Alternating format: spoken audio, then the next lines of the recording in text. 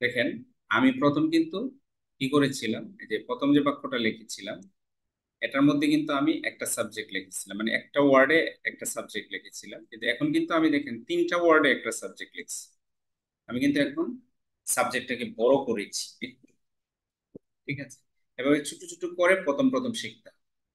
এখন people of Bangladesh দিয়ে আপনি আরো শিখেন। কিভাবে শিখবেন?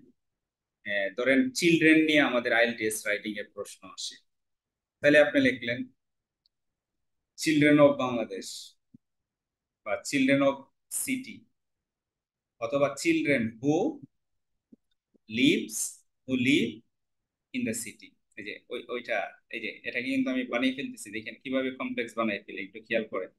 যে আমি লিখলাম চিলড্রেন, একটু দেখেন, শিখেন। এটা হচ্ছে ক্রিয়েটিভিটি, বুঝছেন? চিলড্রেন হু, এই যে হু চিলড্রেন ব্যক্তি, কিন্তু এই জন্য হু দিলাম। হু লিভ, ইন দ্য টাউন অথবা সিটি। তাহলে এখন এখন দেখেন তো কয়টা শব্দ হয়েছে? Children who live in the town, একটা, দুইটা, তিনটা, চারটা, পাঁচটা, ছয়টা। আমি এই কথাটাকেই কিন্তু লিখছি। ধরেন চিলড্রেন অফ দ্য টাউন, এই কথাটাকে আমি একটু ঘুরাইয়া, ধরেন children of the city, children of the city, এই যে চিলড্রেন অফ দ্য সিটি, এই কথাটাকে আমি ঘুরিয়ে লিখছি কি children who live in the city বা টাউন। টাউন, কারণ এখানে সিটি লিখি, এটা। তাহলে আমি কিন্তু লিখতে পারতাম চিলড্রেন, ডাইরেক্ট চিলড্রেন দিয়ে, তাহলে এটা থেকে এটা একটু অ্যাডভান্স লেভেলে, আবার এটা থেকে এটা আরেকটু অ্যাডভান্স লেভেলে। তাহলে এই ছোট ছোট জিনিসগুলো যদি সাবজেক্টটাকে কিভাবে বড় করবেন, অবজেক্টটাকে কিভাবে বড় করবেন, আর তারা কিন্তু এই কাজটাই সাবজেক্টে করে রিডিং এর মধ্যে।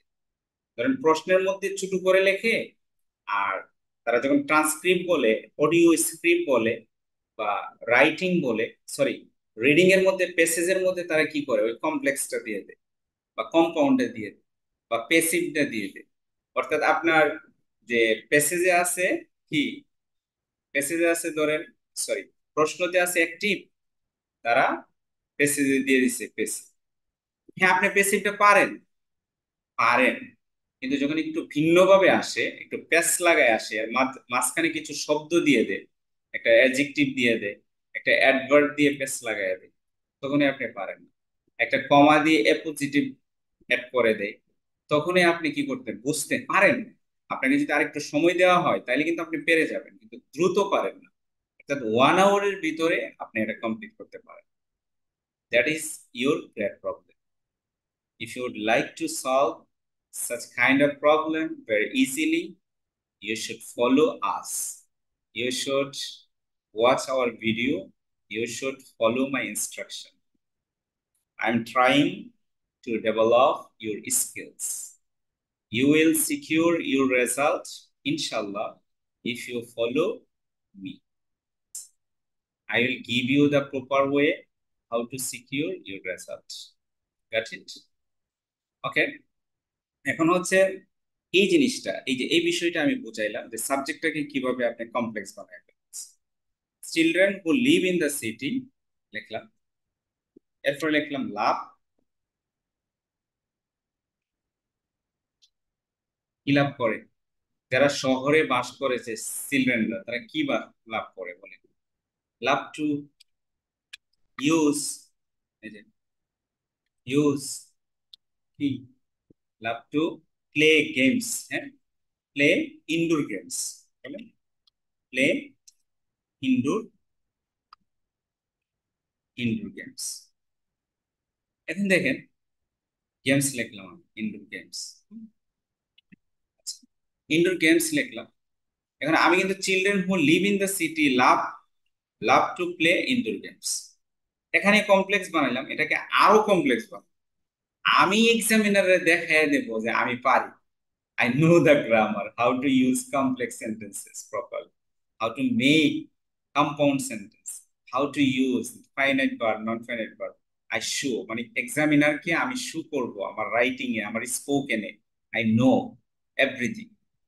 যখন আপনি শু করতে পারবেন, that time you will get your expected result.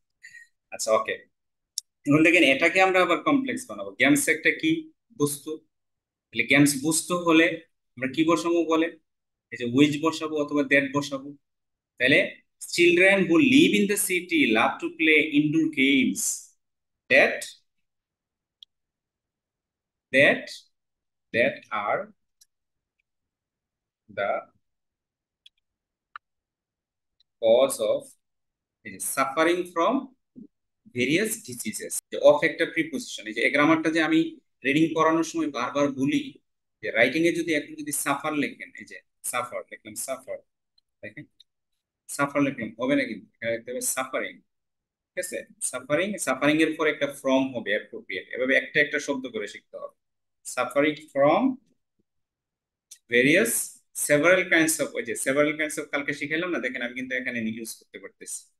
আপনি যে কালকে যে সেভারাল কাইন্ডস অফ শিখাইলাম, ওই যে পেইড লেসনে সেভারাল কাইন্ডস অফ শিখাইলাম, এখানে লেখেন সেভারাল, এই যে সেভারাল কিন্তু আমি এখানে ইউজ করে ফেলতেছি, সেভারাল ডিজিজেস। তাহলে আপনি এখানে কি বললেন, ডিজিজেস। চিলড্রেন, এখানে suffering from several serious diseases, এই যে সিরিয়াস কথাটা আমি এখানে লাগিয়ে দিলাম, সিরিয়াস ডিজিজেস। এখন ডিজিজেস যদি না লেখেন, সেভারাল সিরিয়াস কমপ্লিকেশন